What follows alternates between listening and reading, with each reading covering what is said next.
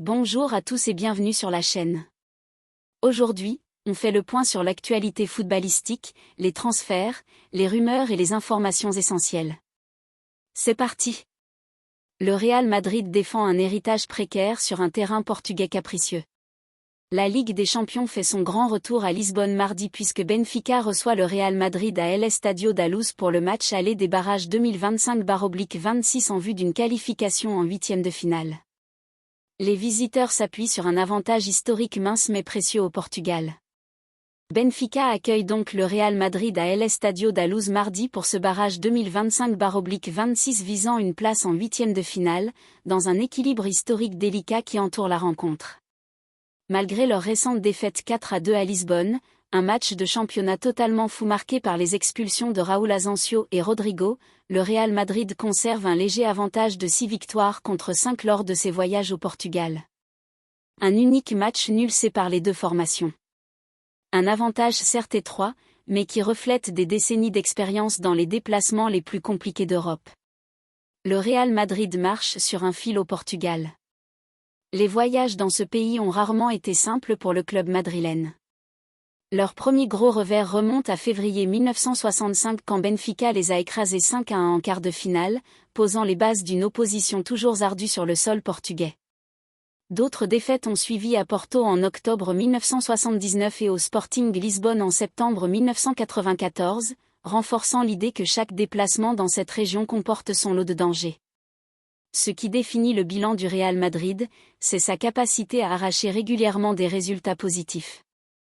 Ils ont battu Porto 2-1 en novembre 1987 et signé une victoire convaincante 2-0 en phase de groupe au Portugal en octobre 1997, l'une des rares fois où ils l'ont emporté par plus d'un but d'écart.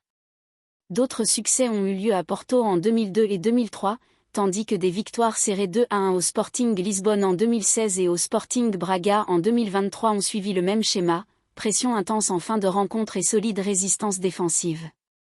Le seul nul de cette série date de septembre 2000, un 2-2 à Lisbonne contre le Sporting qui a temporairement freiné une série jusque-là dominante. La majorité des victoires du Real Madrid ont été obtenues de justesse, souvent sous une pression incessante, une tendance qui donne encore plus d'importance à leur récente victoire 4-2 contre Benfica le 28 janvier 2026 et qui booste la confiance des supporters madrilènes. Ce résultat a resserré l'écart dans les confrontations directes, le Real Madrid gardant une petite avance. Avec un bilan global de 6 victoires pour 5 défaites et un match nul en faveur des visiteurs, la rencontre de mardi s'annonce dans un contexte très ouvert. La Premier League réintroduit les pauses pendant le Ramadan. D'après la BBC, la Premier League et l'English Football League vont à nouveau mettre en place des protocoles spécifiques pour les jours de match durant le Ramadan, permettant de courtes interruptions afin que les joueurs musulmans puissent rompre leur jeûne. Le Ramadan débute cette semaine et dure environ un mois.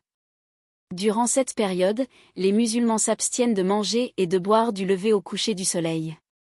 Cette adaptation du calendrier illustre les efforts constants pour respecter les pratiques religieuses dans le football professionnel. Les clubs et officiels arbitraux s'entendront préalablement sur la nécessité d'une pause et sur son timing approximatif. Toute interruption sera minutieusement organisée pour limiter les perturbations du match. Cette pause aura pour seul but de permettre aux joueurs de rompre leur jeûne et ne sera pas comptée comme une pause boisson ni comme un arrêt tactique. Des mesures similaires lors des saisons passées ont été très bien accueillies par les joueurs et les staffs. Les arbitres étaient à notre niveau, s'emportant 6 flics après la défaite à Girona. Après la défaite 2-1 face à Girona, l'entraîneur du FC Barcelone, Hansi Flick, n'a pas caché sa frustration, critiquant vivement l'arbitrage suite à un incident polémique impliquant Jules Koundé. Le technicien allemand a déclaré que les arbitres avaient été aussi médiocres que son équipe lors de cette soirée ratée à Montilivi. Hansi Flick a admis que son équipe traversait une passe compliquée après avoir perdu la tête du classement suite à ce revers à Girona. Néanmoins, l'entraîneur allemand a refusé d'utiliser la faute litigieuse sur Koundé, à l'origine du deuxième but de Girona, comme excuse pour justifier le résultat. Je ne veux pas en parler car tout le monde a vu l'action, mais au final Girona méritait sa victoire en seconde période. Ils ont multiplié les occasions et nous avons été très faibles en transition. Nous étions bien trop vulnérables, a expliqué l'entraîneur. Flick a aussi révélé que les justifications de l'arbitre César Soto-Grado après le match sur la faute précédant le deuxième but ne l'avaient pas convaincu du tout.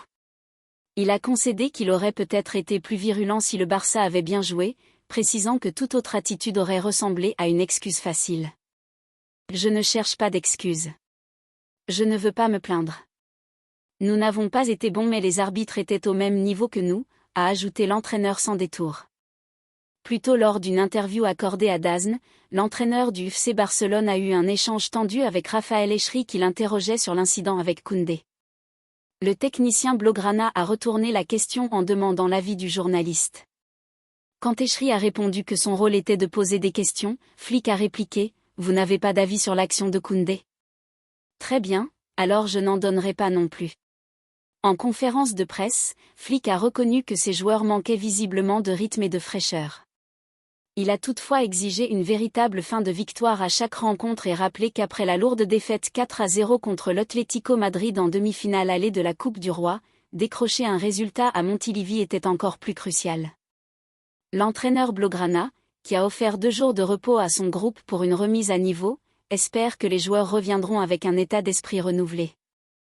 Il a insisté sur le fait que chaque saison est un long parcours et que le FC Barcelone dispose encore du temps nécessaire pour retrouver son meilleur niveau dans sa course au titre. Merci à tous d'avoir suivi cette vidéo. N'hésitez pas à vous abonner pour ne manquer aucune actu football. Prenez soin de vous et à très bientôt. N'oubliez pas de vous abonner à ma chaîne YouTube pour ne rien rater. Personne heureuse levant les 2 mains en signe de célébration. Un like, un abonnement, et ça aide énormément Cœur Bleu.